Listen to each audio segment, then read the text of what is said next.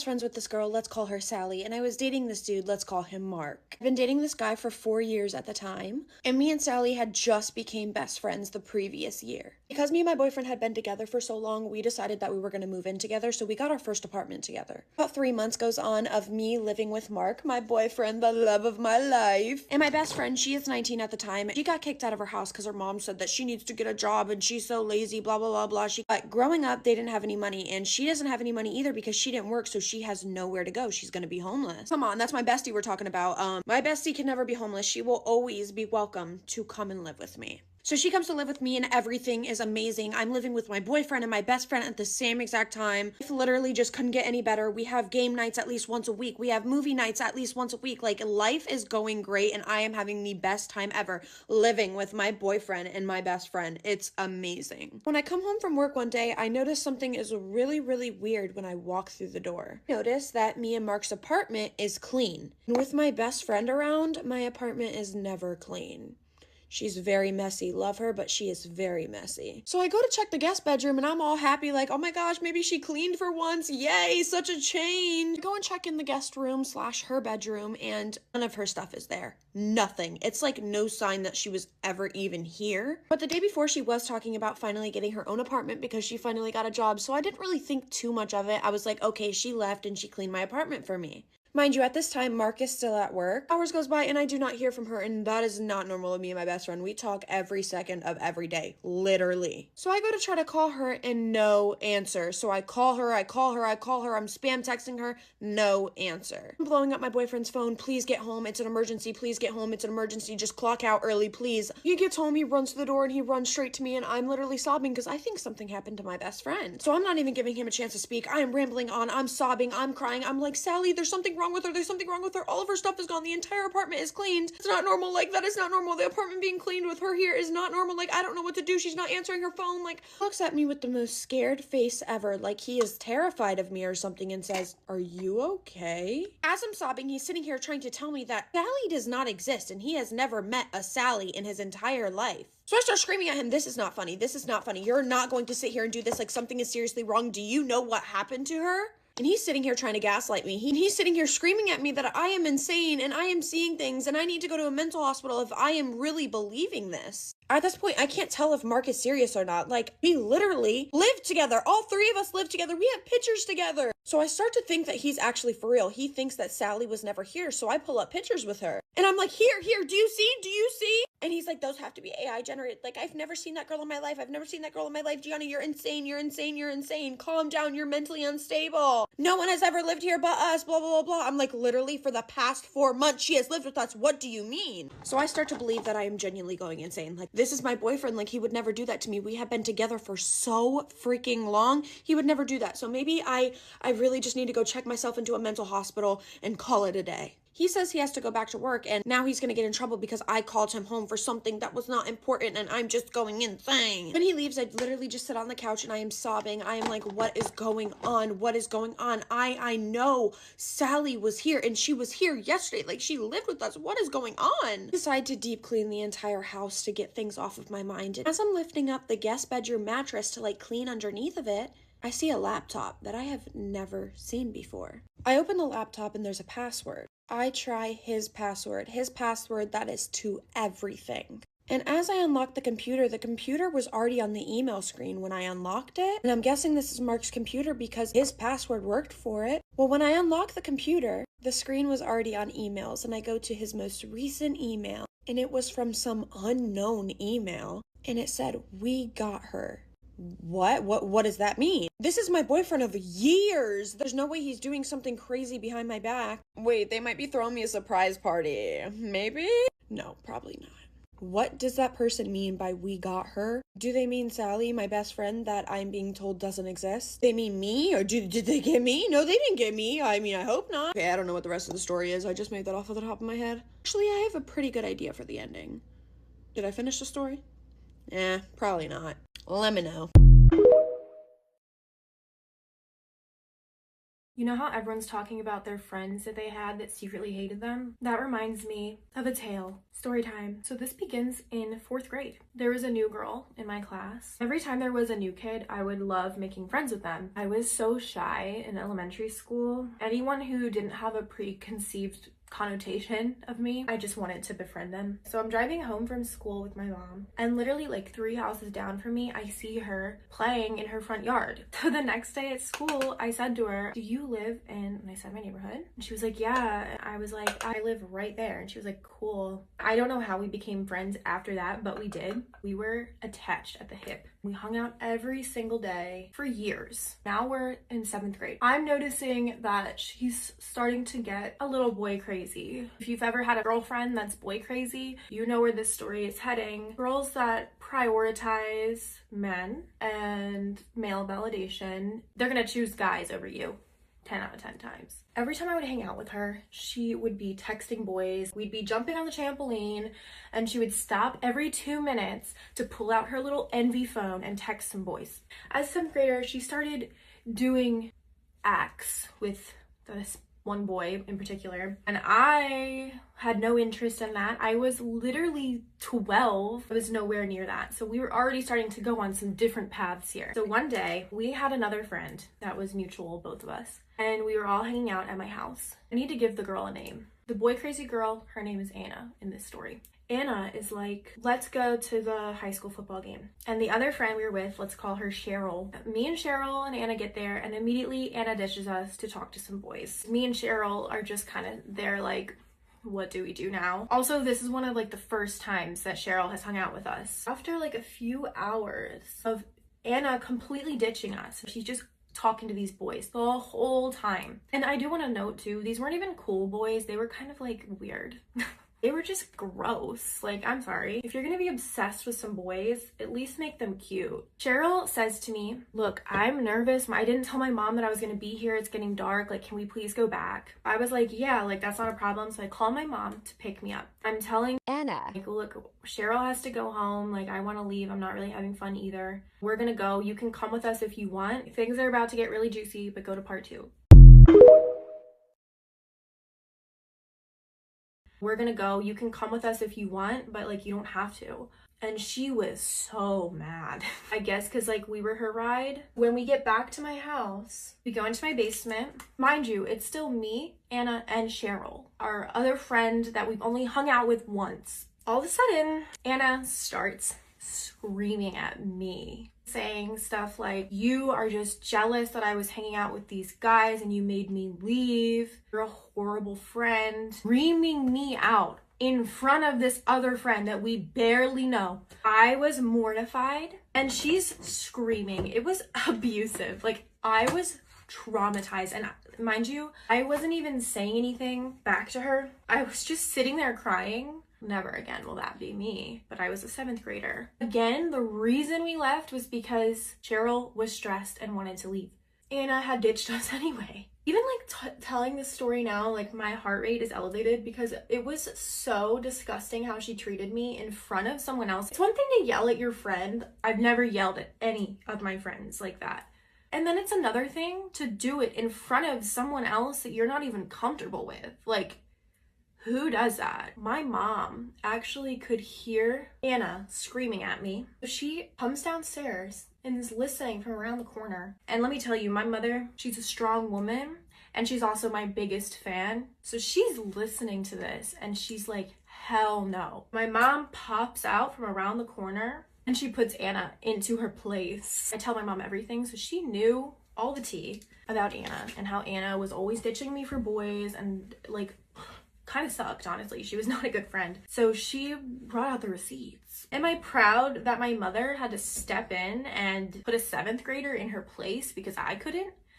No. But am I glad she did it in that moment when I was completely just sitting there on the beanbag crying my eyes out? Oh yes. And I would have her do it again. After my mom came down and cut the conversation off real quick, and I got real quiet. And I'll never forget me, Cheryl, and Anna sitting on the couch watching TV after this moment in dead silence. I have never been more uncomfortable in my entire life. They finally leave. and that ended our friendship. It's like days and moments like these, it like changes something in your brain chemistry. I'm never letting someone treat me like that ever again. She can honestly suck my ass. After this fight, Anna's mom called my mom up screaming at her. You know it's real when the moms beef too. Like, I've never been so glad to end a friendship my entire life. I actually timed the story good this time. Hey guys, get ready with me. I want to talk about the time I got sent to the principals because of my TikTok account. Okay, so whenever I first started making Get Ready With Me's, I made this story time. It was actually my very first video and it blew up. But basically I had this toxic friend and I made a story time about her. If you guys want a more detailed video, you can go watch that one. So whenever people started to find my account, they were sending her the video. I had her blocked. I don't really know why I blocked her because I already knew she was going to see it. And our friendship was like already going down the drain, so I was just like, why not make a video about it, you know? But enough of all that. Her mom calls my mom and is like, your daughter needs to take down this video. And obviously my mom is going to be on my side of the whole thing. Like, my mom knew this person was a bad person. You know, whenever your parents tell you don't be friends with that person, my mom was basically like that our whole friendship. So obviously she told the mom no because I have freedom of speech. Obviously, her mom doesn't like that response and decides to go to the principal about it. So I get called in the office and they're telling me to take down all my videos and my account. And they said what I'm doing is basically bullying. Number one, I did not name drop in the video. And everything I said was the truth. It's not like I was talking shit. It was a story time. So whenever my mom found out about this, she was pretty pissed off. So my mom was the one who encouraged me to keep making videos and keep up my account because I was about to just quit and give up right then and there. And my mom was like, don't let these people walk all over you. You have every right to keep up your account. Mind you, the principal that was interrogating me didn't even watch my video. She was just going based off what the other mom said about my video. I didn't find this out till way later. So clearly the mom wasn't happy about my account not being taken down. And so was her daughter. So her daughter decides to like get her friend to threaten me. So then obviously my mom calls up her mom and she says if these threats are going to continue, she's going to have to get a lawyer. Obviously we weren't going to get a lawyer over that situation, but we just said that because my mom does law and stuff and like, I don't know. But that mom did not like that. And her mom starts calling us like poor, broke, and like all this bad stuff. Mind you, this is a middle-aged woman cussing my mom out. And she's cussing me out because her daughter got somebody to threaten me. Anyways, after all that, they call up my track coach saying I was bullying her and need to be kicked off the team. Obviously, I wasn't kicked off the team, but my track coach flippin' hates me. But I remember towards the beginning of the year, I would always get comments asking me to do an update, and I physically couldn't, so that's why I'm posting this video now. Okay, bye guys. This Sephora worker literally made me feel so insecure. Basically, I went in there because it was the last day of the Sephora sale and I wanted to like pick up things that I've been eyeing for a while. One of the things that I have been eyeing is the Drunk Elephant sunscreen. Some days I go into Sephora wanting to be talked to, but today was not one of those days. I was not trying to spend more money and I was just like testing it. So this worker just approaches me. Before I get more into the story, I love my Sephora workers. They're so sweet to me. Basically, she comes up to me and she's like, oh, like that sunscreen's not that good. Like try the Paula's Choice sunscreen. I'm like, oh, okay. Like, I tried the Paula's Choice sunscreen. I'm like, oh, this is pretty good. Like, thanks for showing me it. Like, bye. Like, then she sees a Glow Recipe dewdrops in my basket and she's like, the recipe isn't that good. Like, it has fragrance. She goes, especially because you have clogged pores here and like I can see a breakout on your skin. She's like, oh, like I see that you have clogged pores. Like, let me show you the Skin Fix set that you should be using to like get rid of them. And at this point, I'm like, shit, like you might as well. Like, I'm already self-conscious. Like, I'm insecure now. Like, she shows me the Skin Fix set. I understand that she was trying to be helpful, but it just made me feel insecure. I honestly love going to Sephora because I feel like beauty is like fun. Personally, I use makeup and like skincare as just like some like a fun hobby, self-expressing through it. I wonder if anybody else had like similar experiences where a Sephora worker had good intentions, but like it made you feel more insecure because girl, you're not alone. I want to tell you guys a story time about my crazy ex-boyfriend. And there's a high probability he's going to see this, so this is going to be a little awkward. To start off, I was in a friend group with these people, and we're going to call them Anna and Mary. Well, anyways, Anna and Mary are both sophomores, and I was a freshman. And Annie was friends with this other sophomore named Carter. Now, Carter previously had a crush on me and my other friend Mary, but we turned him down because he's just, no. So then Carter introduced me to this guy, we're gonna call him Nelson. Anyways, Nelson and I started snapping, and then we like made plans to hang out, and then we eventually started dating. And I would always ask him to like FaceTime and like hang out and stuff, but like he would never want to FaceTime or like talk, which drives me insane because if you know me or if you're one of my friends, I literally eat, sleep, FaceTime, repeat. FaceTime is like my pride and joy. If FaceTime could be a love language, then it's mine. Now, a few months into us dating, he said he was getting intrusive thoughts, and I asked him what the intrusive thoughts were, and he said it was how he lost feelings for me. He was saying how he thought he could do better than me and get someone who was like prettier than me and get someone who would do inappropriate stuff with him. Because I was not trying to do anything nasty, like hello. And that should have been the first red flag. I should have broken up with him then and there, but I'm so bad with confrontation. And keep in mind, prior to this, he would tell everyone that he was going to break up with me. And my old friend, Annie, she showed my boyfriend Nelson horrible pictures of me. And Annie kind of had beef with me and Mary because Annie thought we spread a rumor about her when we didn't. So she went up to Nelson and was like, tell your girlfriend to keep my name out of her effing mouth. She was being like Will Smith, like what? So after all of the times this man has said that he wanted to break up with me and yada yada yada, I was still with him. I don't know why, I was just terrified of confrontation. But so one day I was like always asking like, hey, do you want to like play Fortnite or Roblox together? No, that's cringy, okay, but come on. He wouldn't even FaceTime me. This is an excuse for him to FaceTime me. But again, he said no. And also, we're going to back up to when he lost feelings for me. He lost feelings for me because his friends would always tell him how I'm such a door and how I'm so ugly and he could find someone so much better, like his ex-girlfriend. And now fast forward to the future, we would literally never talk. Like, we would literally never talk. And so he texted me, he's like, do you want to hang out? And obviously I didn't freaking want to. So I was like, yeah, I'll ask my mom. And then I just never got it back to him. Like, I don't care if that was being toxic, you were toxic, our whole relationship. So the next day he got super mad at me because I didn't want to hang out. And then he broke up with me. He sent a long message saying like, you deserve better. And I said, I know I do, let's break up. But then he told everyone he broke up with me. Like, bro, that's not how it works. But it gets worse because he posted something on his Snap story, like for part 2. Life update, I busted my eardrum.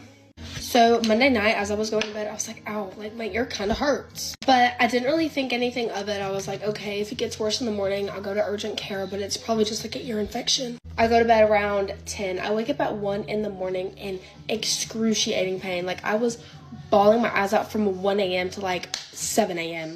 I woke up both my parents, that's how bad it hurt, and I cried for so long. I could not go back to bed. I just stayed up like in so much pain. Both of my parents thought I was being like a little bit dramatic because they were like, Mia, like I get it hurts, but it's an ear infection, like you're gonna be fine. But I made my mom take me to urgent care at like 8 in the morning, and we walk into urgent care, we sit down, then all of a sudden my ear just starts pouring out like yellow orange juice, which is so gross, sorry. We were both like, what the heck? Pretty sure that's not normal. So we go in the office and the doctor's basically just like, oh, it's just like an ear infection, like we'll prescribe you some medication, you'll be fine. I go back home and I'm just in so much pain, like I am distraught. I'm bawling my eyes out. I'm over the toilet, like trying not to throw up from just the amount of pain that I'm in. Eventually my mom has to go to work. She's a speech therapist, so she had to see like a patient. I don't know if that's what they're called. So like 5 minutes after she leaves, I feel like a disruption, a commotion in the ear, a bigger commotion than I already felt. Then I just feel liquid like dripping all down my neck. Like I had a cotton ball in my ear, but I felt it dripping all the way down my neck.